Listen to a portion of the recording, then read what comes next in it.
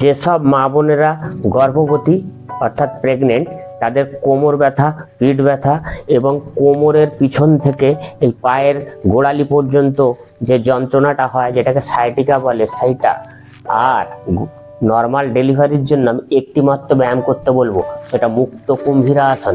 দেখুন কিভাবে করতে হয়। প্রথমেই বলে দিই, একটা সাইডে 15 থেকে 20 সেকেন্ড করে করবেন, আর একটা সাইডে 4 থেকে 6 বার করে করবেন। এইভাবে করলে অবশ্যই এ থেকে উপকার পাওয়া যাবে। এইভাবে সোজা শুয়ে পড়বেন। শুয়ে পড়বার পরে হাত দুটোকে টিয়ের মতো করবেন, পা দুটোকে সামনে টেনে নিয়ে আসুন, 1.5 ফুট মতো ফাঁক করুন।